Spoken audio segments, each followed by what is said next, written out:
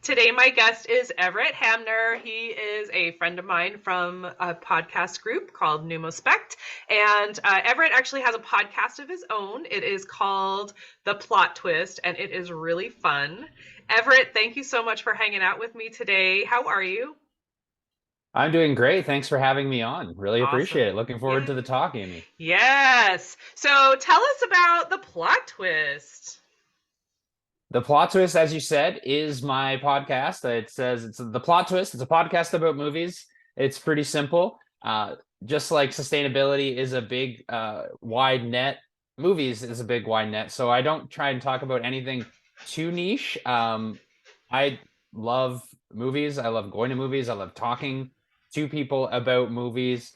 And sometimes my friends, it's you don't know if, oh, Everett's just talking about movies again. Well, you start a podcast and you feel like you're talking to people and you don't feel bad, and people are just one way to somewhere to like put my thoughts down about movies. So I've been having a lot of fun with it.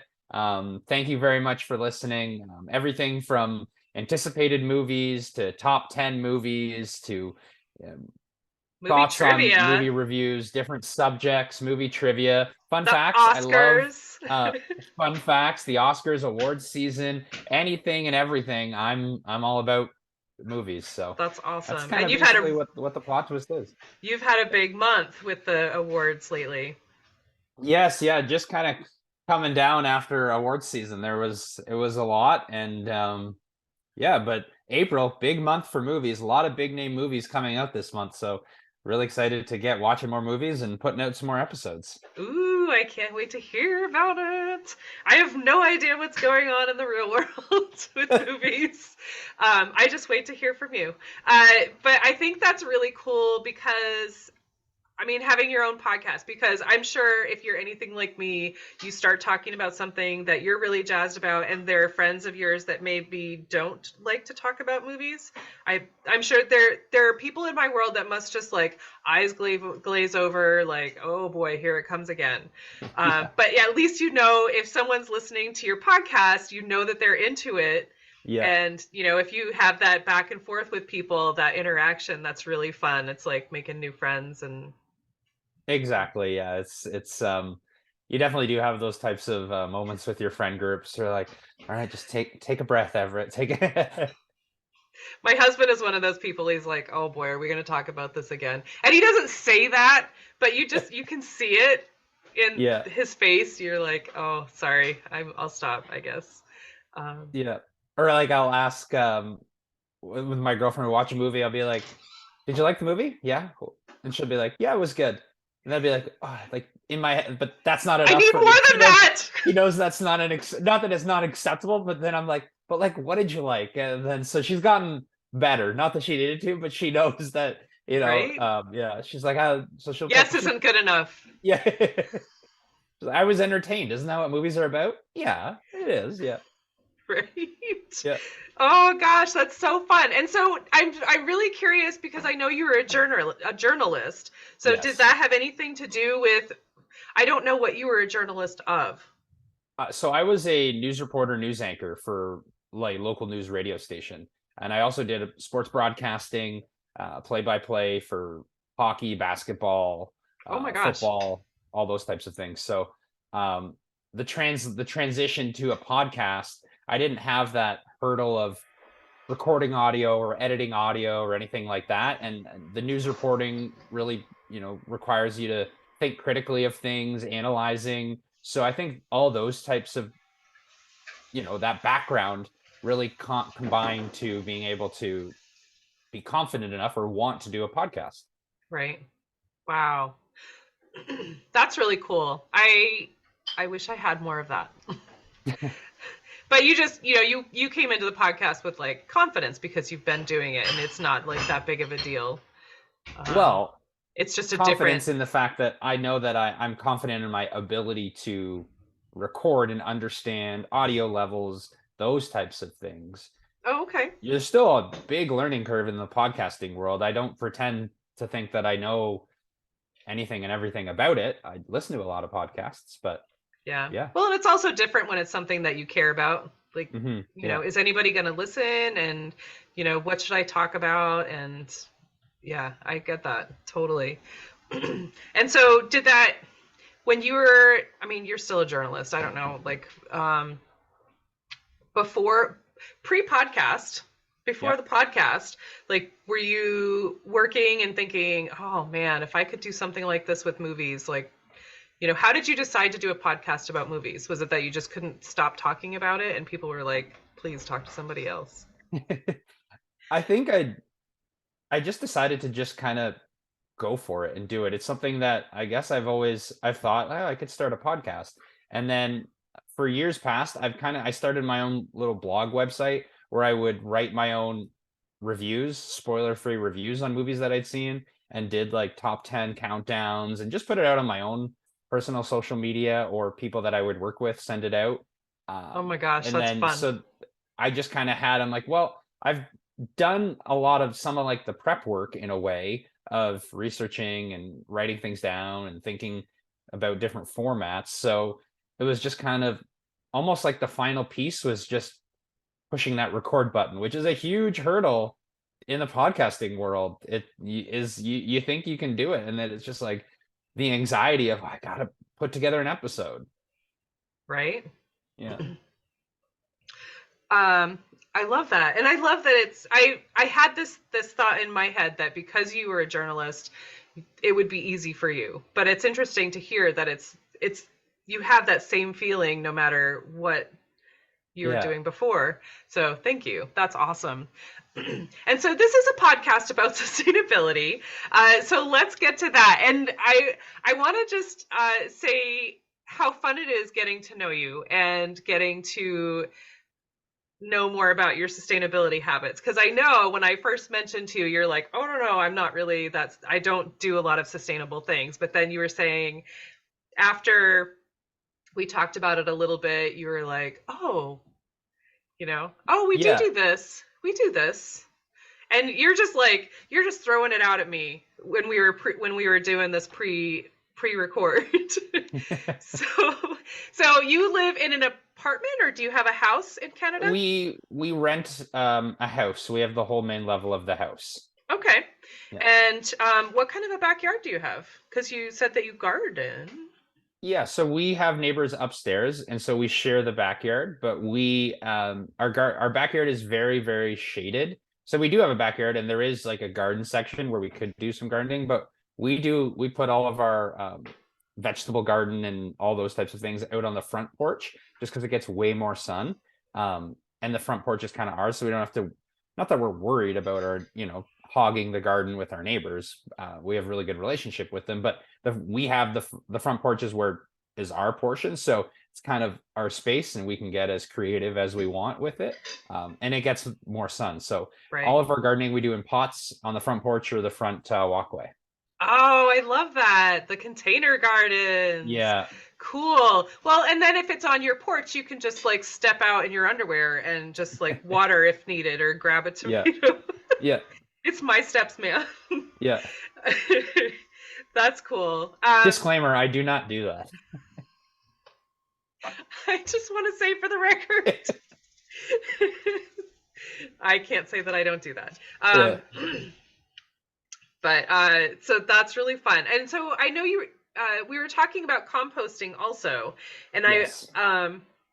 but you said that you guys, you save it and you bring it to the community gardens. Yes. So our city, we don't have an official composting or green box program where you can put it out with your recycling or anything like that. But the city that my girlfriend lived in did have one. So she, growing up, that was just a natural practice for her and her family of composting and saving food scraps and things like that. And not that my family, we wouldn't have done that. We had a compost at one point in the backyard, but it wasn't just because it was it's more of an effort when you have to seek it out and do it yourself, right? So we did some research when we moved in together, and she came to my city and asked about composting. We found that there's community organizations that have composting available. So we got our own composting bin, and we save our food scraps. And then when it's filled up, then we just the next time it's convenient, we drive over and donate the food scraps, and they use it for community gardens and things like That's that. awesome. Just what it's a big community garden area. So Do they have like a big compost bin there then? yeah, so it's gated, but they have a bin at the side of the roads that you can just drive up and put it in whenever's convenient to you. It's just That's it awesome. doesn't yeah, so we just doesn't matter when it is, just drive over and dump the compost in, and really cuts down on our food waste. Like our since we when I started, it, honestly probably about half what we've noticed was like our just straight food waste. So really works in cutting down on garbage going to landfill. Right? That's awesome. What a great thing that she taught you. Yes, one of many. She teaches me many great things. That's really cool though. It sounds as almost like it was a deal breaker for her. Like, no, composting isn't an option. Yeah, like This is not gonna not. in a way, yeah. She said we're like this is an option. We're gonna do it. I'm like, okay, we'll do it. That's very cool. And now, how come you don't have a compost bin in your house? Is it because it's not your like you because you share the yard? Yeah, it's since we rent, like, and you can't. I don't know if we. I mean, our landlord's great. I'm sure if we wanted to, we could. But we just that's. I guess I don't really have a firm answer why we don't. But yeah, Oh, I think it's great that I mean the community gardens are going to benefit from that, and that's very yeah. cool. Have you used the community garden, or do you get to No, enjoy it's that? the commute. It's on the other side of the city, so it wouldn't be super convenient to go there and use that garden. And we when we what we grow in pots on our front porch, and that is definitely sometimes more than what we need. So Gotcha. Um, excuse me. And so while we were talking before the record, we were also talking about the fact that you really like to cook. And so part of that is making your own broth as well, sometimes, sometimes. yeah, that just the fact of one of the things I love is vegetable garden and herb garden. I love my herbs, and so the fact just I can grow out to the front porch and clip off a handful of parsley or leaves of basil to go in a recipe or something. It just fresh herbs really elevate a dish to the next level for me. And if they grow together, they go together. I say so. Clip it off, and it just adds. It really elevates the flavor profile. And yes, making broth is certainly something that I have done over the years. More around the time of big holiday meals, if the bone-in ham, get a ham broth, or turkey around Thanksgiving or things like times like that, Christmas. Hmm. Make some turkey broth. Again, just an easy way that you have the you have all the tools right there. You've already done all the work of cooking the ham, eating the ham, and instead of just before you compost the meat scraps, just simmer it in a big pot, get some salt, pepper, some celery, carrots, put that in, and then just simmer it away on low for bring it to a boil and simmer it away on low for a few hours, and then strain it and store it, and you've got some delicious homemade broth for soups, and nothing like a soups Heck even. yeah. And you know everything that's in it Yeah, because you exactly. There's no wondering about, chemicals or how it was processed or where the ingredients really came from. You know where they came from. right. And so do you make a big batch of broth and then just like freeze it? I sometimes when I'm making a broth, I'll end up using it to make a soup, say within the next few days. So don't really have, again, just into renting, we don't have a lot of space in a freezer to be freezing broth, but Right. certainly something that you can do, definitely. Yeah. We have we have a freezer in our basement and I like one the door that they have the little I don't know, ledges so things don't fall Yeah, off. The door is all broth. love it. um because I make a lot of soups and I make a lot of broth. So I do like we have an instant pot and I think it's 6 quarts. So Yep. I top it up. But That's so great. I mean, I love, so you have a meal with like ham or turkey or chicken or whatever, and then you use that to make a broth. So you're getting like extra meals, Exactly. which is so cool. You're extending your meals, you're using natural ingredients and it costs you nothing. Hmm. So, which is It's so really, cool.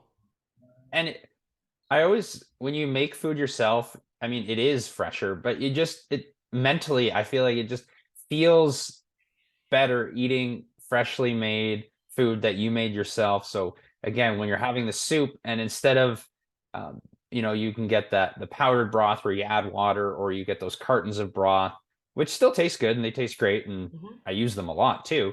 But when you make it with fresh made broth, something about it just savors a little more with every spoonful. I Absolutely. As much as I love movies, I could probably argue I love cooking and talking about cooking more. Growing up, if I wasn't watching Sports Center, I was watching the Food Network. So That's what I do when my husband's away. yeah. Food TV all the time. That's really fun. So I love, and boy, we'll have to talk cooking sometime too, because that's really fun. But so you garden and and you're container gardening, which is even cooler. I love that because that's one of those things with people renting or in the city. They're like, oh, I don't have a yard for a garden, um, but you can totally do it. You can just get the pots, and pots require. Do they require less water or do they require more water? Do you know? So I mean, I don't have the scientific answer. I think that they require more constant watering, because the the soil is contained in a pot, and it's not going to be getting moisture from the ground or anything like that. And depending on the type of plant, like tomatoes are very, very thirsty, Mm. so they will absorb, almost have to water those like every day. At least last year we did. It was a lot of sun last year here. So I think that you have to be more attentive to container gardening, just because it's such a confined space, and the roots are going to seek out, and the plants will seek out that water, and Mm. they're not going to be able to get it from the ground. That's just my theory on it. Right. But then on the other side of that, you have less weeds. Yeah, less weeds. Yeah, and I can move the plants if I feel that they're. If you see after a certain period, oh, if I move it 5 feet over here, I can get a little bit more sun, or a little more sheltered from the wind, maybe something like that. So True. a lot will, I've done that a lot too, where you just kind of change up. If a plant's not doing very well, I'll move it to a more sunny spot, and for a couple of weeks, and then it bounces back, or vice versa. I notice some plants, if it's out in too much sun, even though gardening vegetables need a lot of sun, can't give them too much. Very temperamental. So you Mhm. get a little bit of flexibility that way. That's a big plus though for container gardening. You just Yeah, follow the sun. exactly. That's I did not think about that. That's very cool.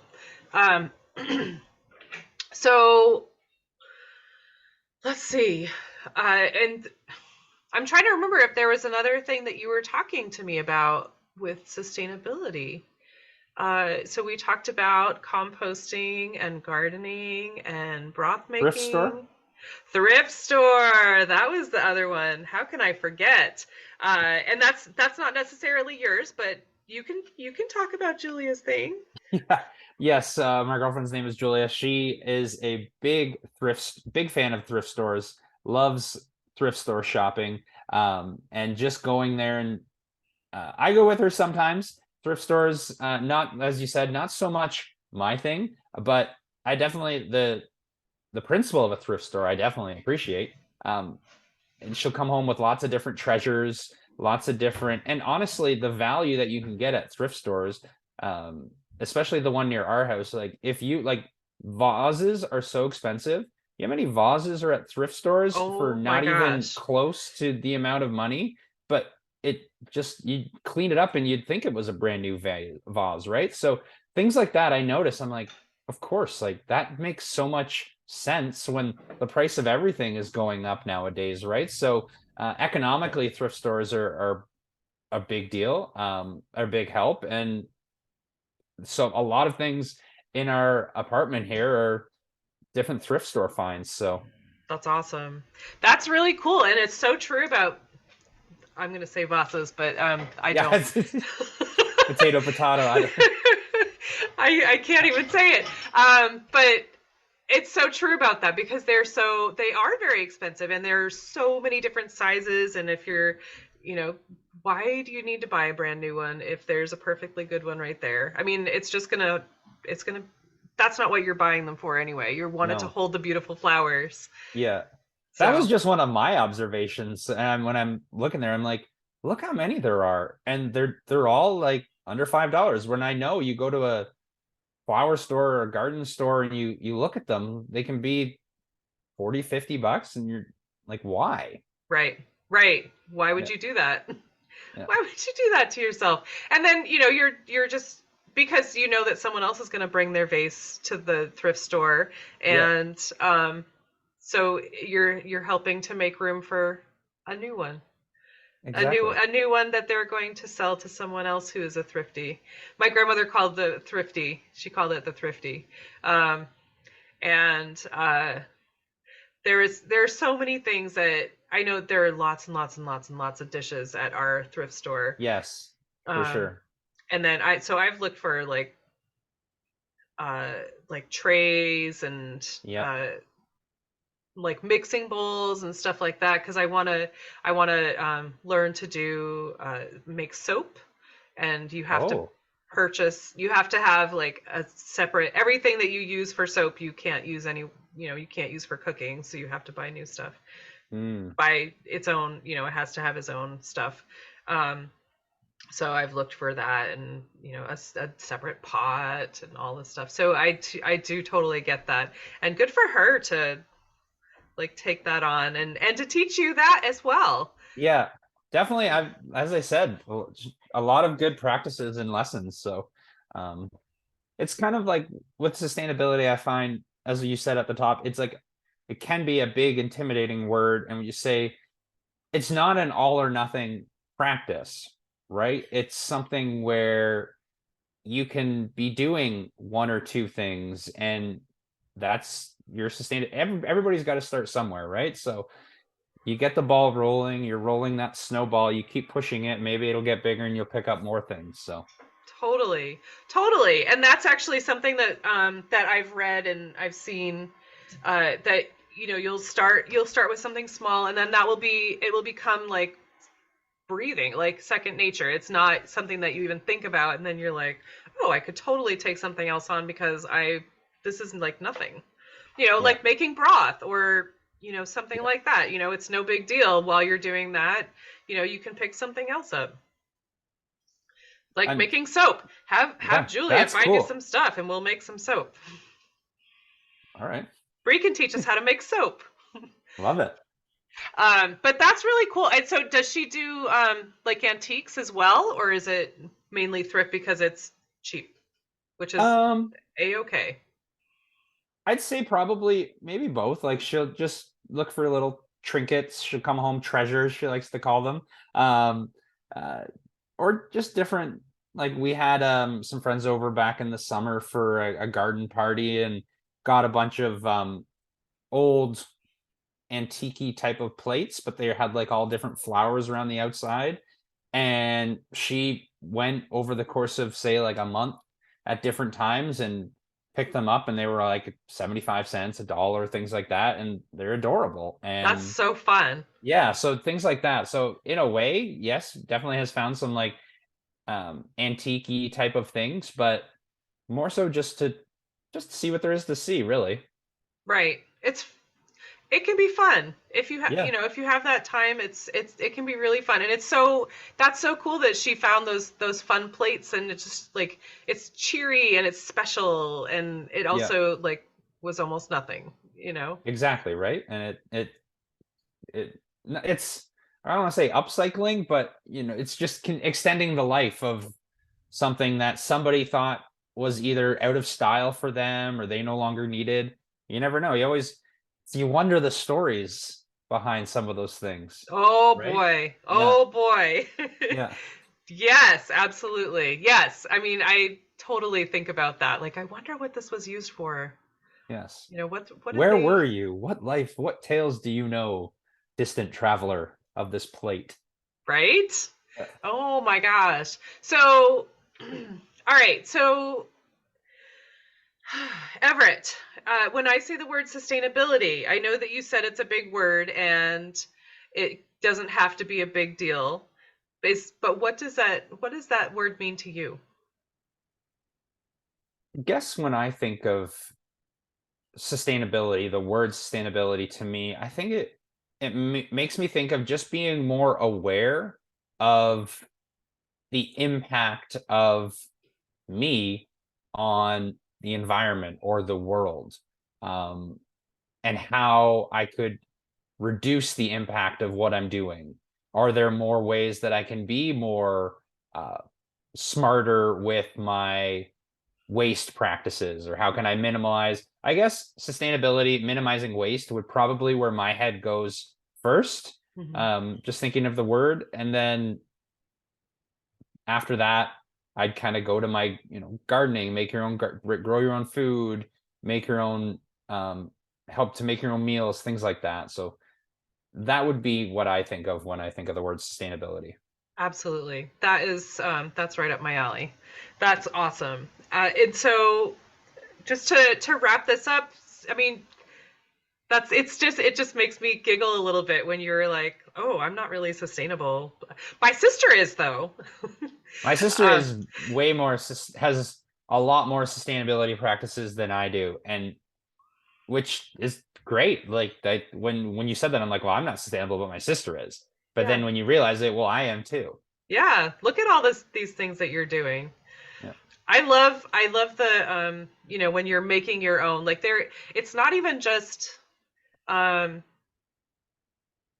making your own, because I have seen, I work in healthcare, and so I've seen in the last, since I've been working in this, a lot of the like baby boomers and older people are having all these illnesses coming up, and I can't help but think, when they were younger, smoking was pushed on them, and the meals of convenience were like pushed on them, like these things are so cool, like the women are going to work now and everyone's working and no one has time for that, but look at these things take you 10 minutes, just Yeah, add water, exactly. and not pointing out the fact that they have, artificial dyes and sweeteners and preservatives and chemicals, and and so now all these, a lot of people are coming up with illnesses, and I can't help but think maybe that has something to do with it. I'm not a scientist, I'm not a doctor, so I don't know, but it just makes me wonder, the whole like, what's the story behind that plate? But like, you Right. know, I wonder, what their habits were as they were younger, and, like stuff like that. But so this has been super fun. I love getting to know you a little bit better and getting a little bit more background, and getting to pull a little bit more sustainability out of you. And how about that? Like, that's a lot of stuff.